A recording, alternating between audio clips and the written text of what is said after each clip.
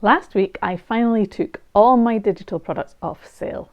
In this video, I'm going to share why I did that, all of the reasons, and at the end, I'll share what I'm doing instead and why I'm so happy about it. So first up, I absolutely loved creating digital products.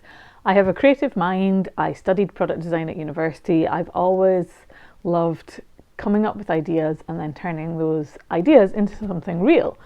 But that actually turned into almost my downfall as well, because I used my creativity to maybe run away from some of the things I should be doing and do the stuff that I enjoyed instead. So I would create digital products, put them up for sale, and then I kind of wouldn't revisit them. I would forget to market them much. I would market them a little bit.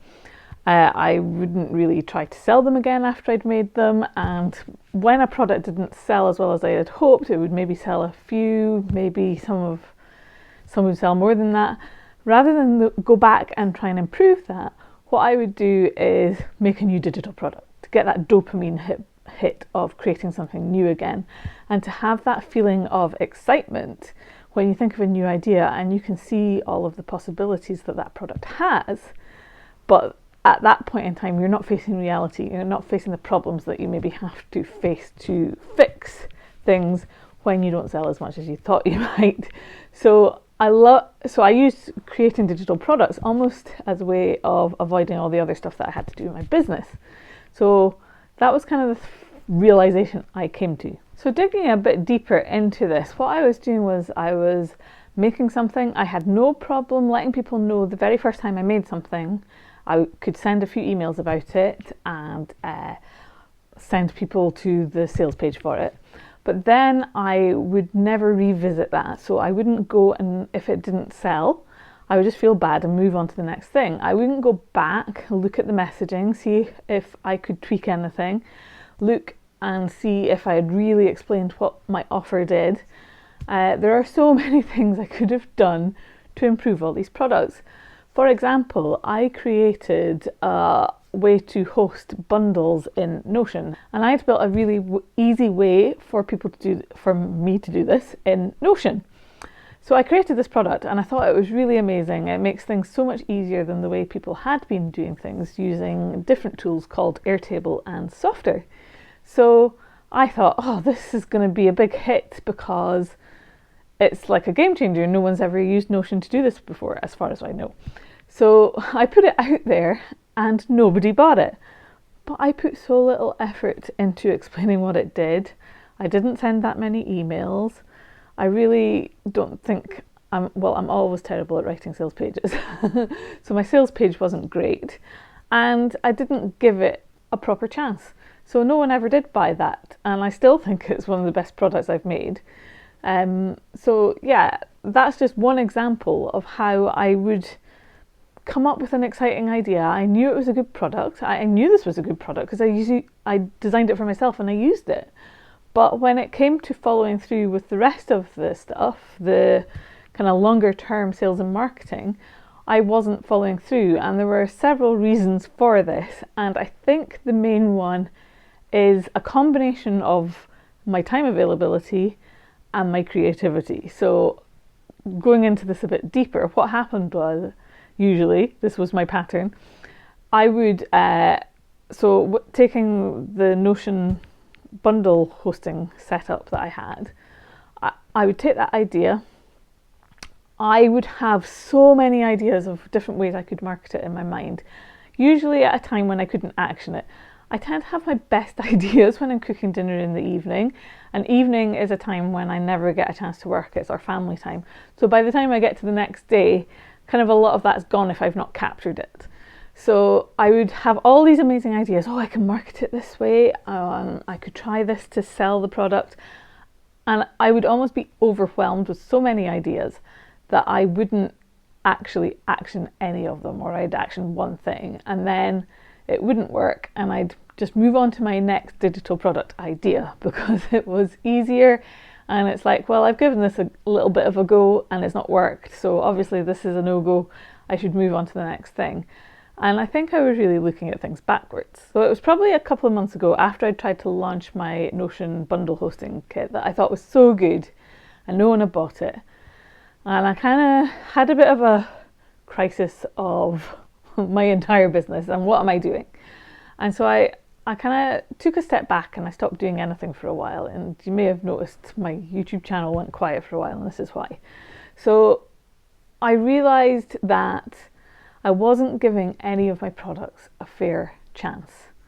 And because I have this thing in my head about having to charge low prices, really low ticket, I wasn't giving myself a chance to actually earn a decent income.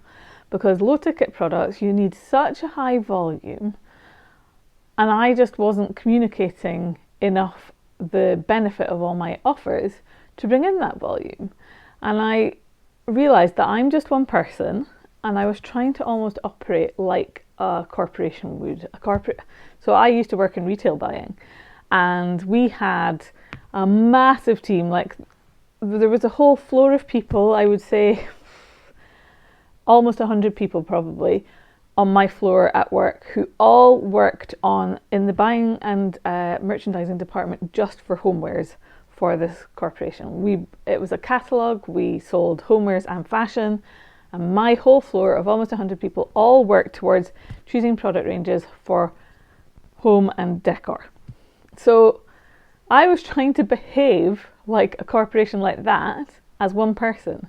So no wonder I wasn't managing to sell all these products I was making. I was trying to be the product creator, the customer service person, the salesperson, the marketing person for multiple products. And as one individual, it's just really difficult. And I found that my brain just felt so overwhelmed. It wasn't a lack of enthusiasm or ideas. It was a lack of time to get all that done, and I had so many ideas I almost just kind of gave up and didn't do any of them. So that's when I made the decision that going forward I am just going to focus on one signature offer. Now this is a huge shift for me, but since I made that decision probably a couple of months ago, my brain has felt so free.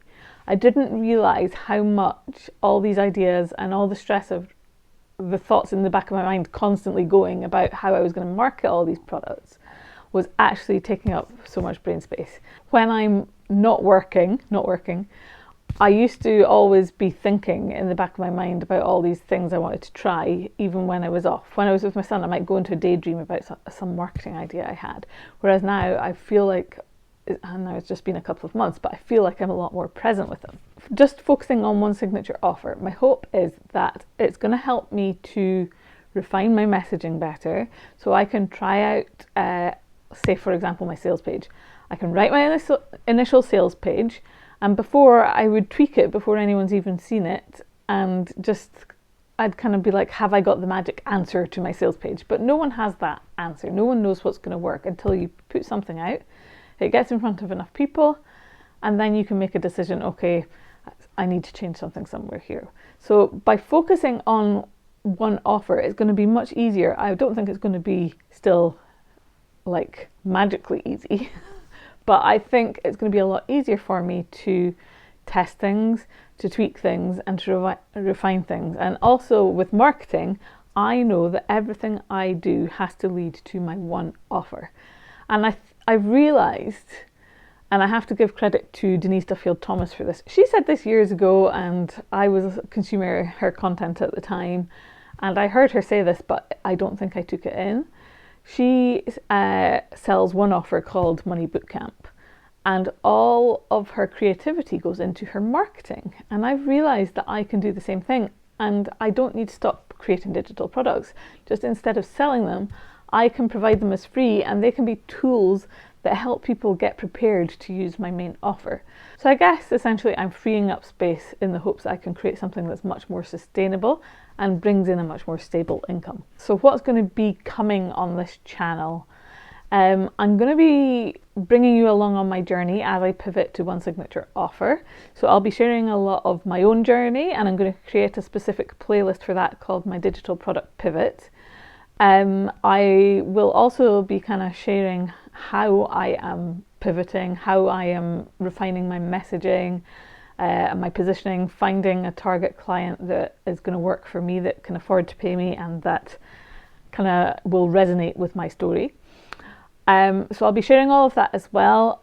Next week, I'm going to share a video which will be on my digital product pivot playlist, back to where I started selling digital products on Etsy, and explains why I stopped selling on Etsy. And when it's ready, you will be able to watch it next, and the video will be showing up. I can't remember which side it shows up on, but it'll be there for you to click on once it's done.